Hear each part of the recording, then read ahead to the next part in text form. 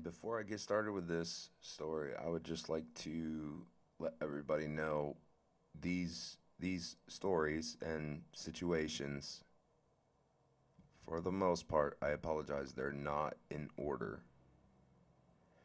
You know, the thing was like I was constantly drunk, so for me to know exactly the timeline is almost impossible, and I apologize for it. I'll try to make it as understandable and follow alongish as I can, I guess. So, this episode's called An Embarrassing Way of Getting Arrested. And to set the scene for you, it's July. I want to say it's July, maybe the end of well, not the end of August, but more the beginning of August. And it was very hot that year. And just a week before, I had gotten arrested for sleeping. Well, I didn't get arrested. I got kicked out, I should say. I got kicked out from a Bed Bath and Beyond for sitting out front, not drinking, sitting out front sleeping in one of their summer chairs, and I got in trouble for that. It's whatever. Like you can't make this shit up. And you know, they're running my name and doing this and that, and I don't know if you're familiar with Maryland. Some of my viewers will because they've been through a lot of the same crap I've been through. But they'll know in Maryland, there is a law, Rogue and Vagabond. And if you don't have at least $1 and a legitimate ID to identify yourself, they can throw you in jail for homelessness. Rogue and Vagabond, essentially. Stupidest shit I ever heard, but you got to remember it's Maryland. So that happened a week or so, I believe, before this whole situation. I'm walking down the main like highway of Maryland in Waldorf, which is Highway 301.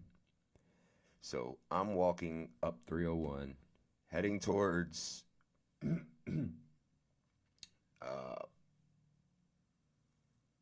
heading towards like the dealerships and the checkers and all that back there was where I was heading. Trying to find some place to like hide for the night. I used to get daily breads, and I would sit and read them, just to pass time and stuff. So it's like, hmm, it's late. I know it's late because the highway ain't got no traffic. You could hear a damn pin drop. It's quiet. So you could hear cars approaching before they were nowhere near you, honestly. So I'm walking, and my thing was always I sang to keep myself from like getting pissed and sad and whatever. I used to sing a lot, and I wasn't paying attention. It, like I said, it was like in the middle of the night. I'm singing because I can't sleep. I got withdrawal, and as I'm doing this, I'm singing. I can't hear to begin with. Everybody that you know has ever met me knows like I can't hear. So I didn't hear the cop coming up behind me, and well, before I know it, I'm walking, still walking, but I see blue and red lights behind me, and I'm like, what the hell?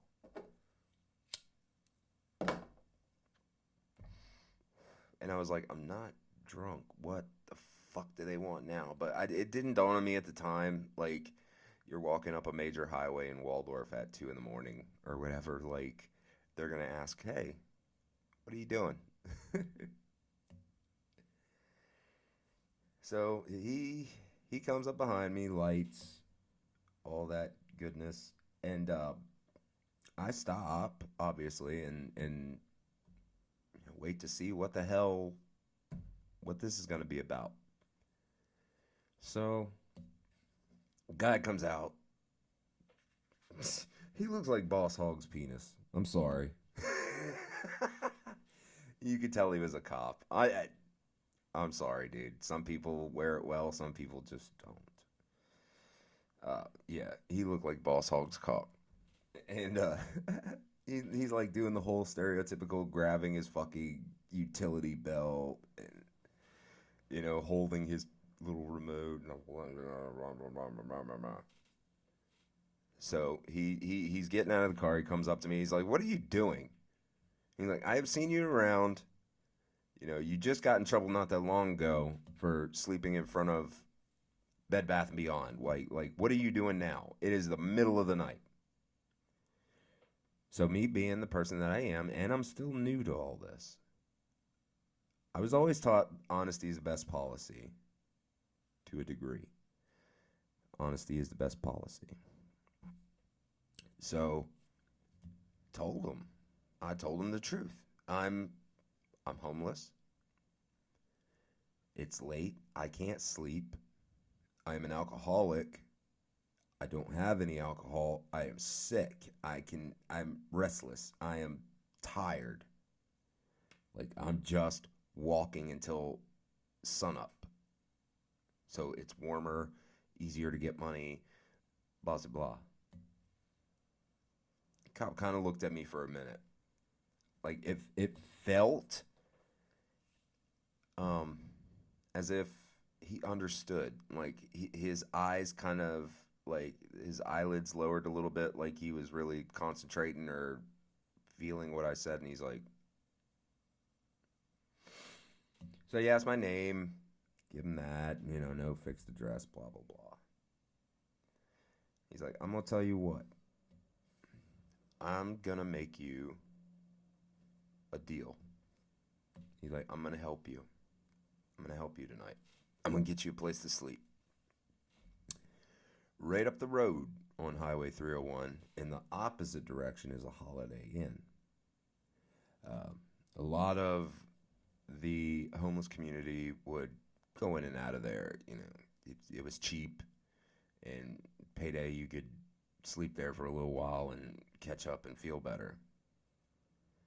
He's like, I'm gonna point you in that direction. You know where the Holiday Inn is? And I'm like, yeah, I know where it is. He's like, all right, what I want you to do, there is a young lady that is going to be working in that front desk. I know her personally. What you're going to do, you're going to go in respectably, and you're going to tell her you do not have a place to stay. And officer so-and-so said that he could put you up for the night here. I said, all right. I'm thinking to myself, man, and this dude misjudged me. Or I misjudged this dude. Like he's nice. Like he does like, and honesty is the best policy. And like I'm having a preschool cartoon like coming to Jesus moment. So like he's really nice. I love people. So I go over there. He left. He left the other direction. It is what it is. It was nice that I didn't get arrested. It was nice that I didn't get harassed. So that was cool. I get there at the Holiday Inn relatively quickly because I'm not far away from it. If you know where Bed Bath Beyond is and you know where the Holiday Inn is, and there used to be a big and tall shop there and whatnot. Well, I get there. It's a young, dark-skinned woman. And she's looking at me, because it's late at night. It's not 3, but it's like late at night. Like, what the hell? And you didn't come in a car, you walked up. This is fucking weird. So, I go in, and I walk up. The lady turns around, like,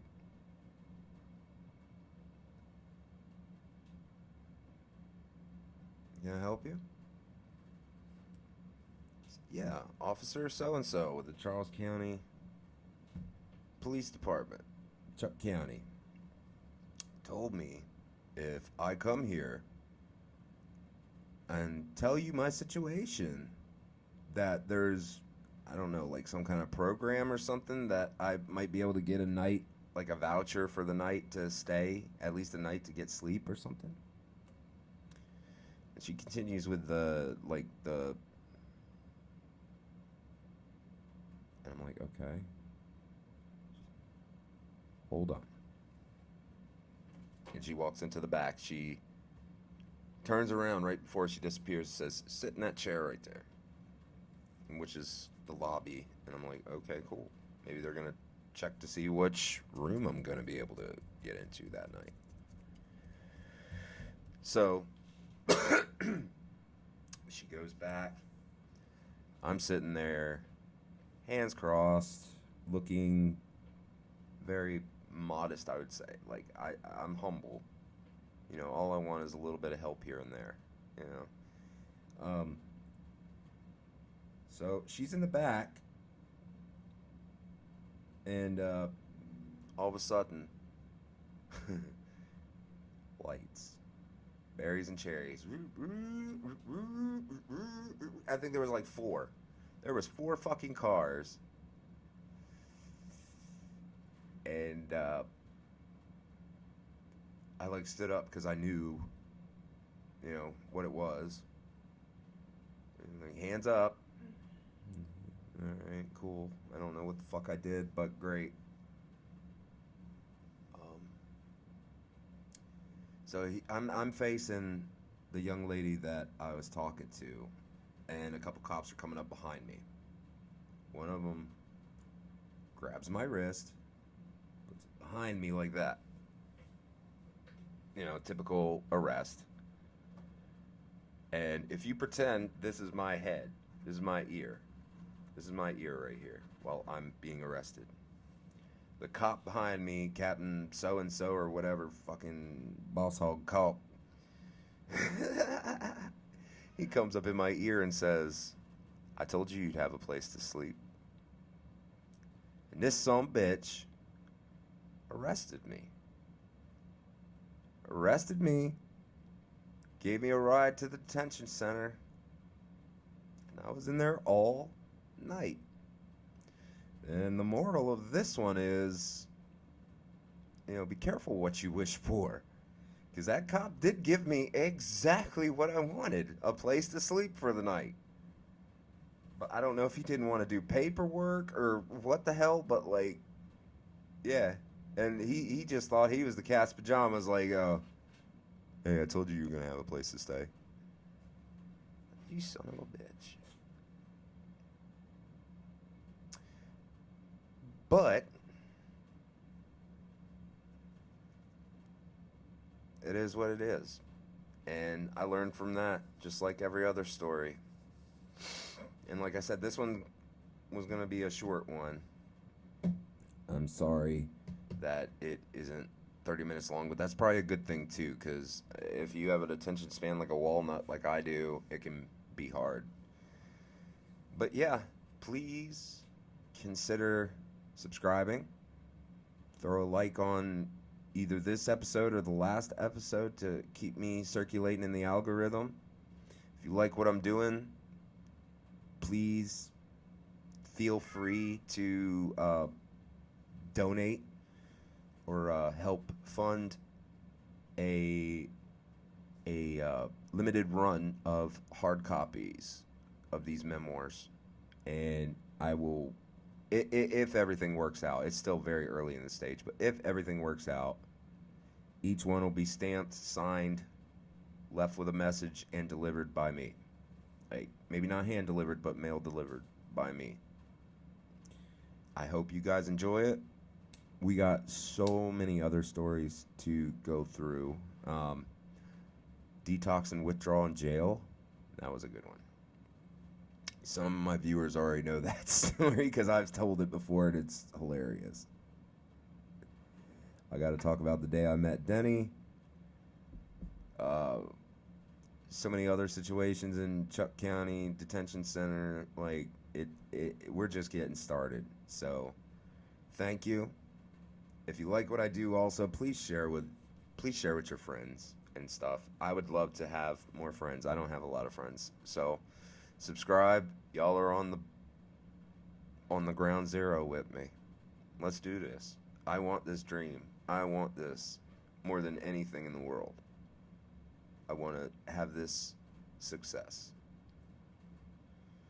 And everybody that helps at this level and up are the real A1 since day one champs, for real.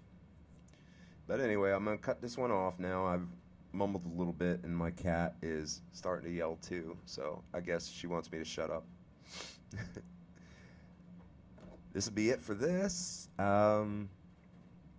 Maybe in a few more days, I'll be doing another one. Maybe I'll do the detox in jail, because that one was insane.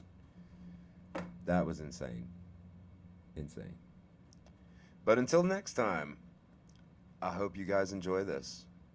I hope you have a happy Monday. And I'm wishing you guys positive vibes to the highest degree. I love y'all. Peace.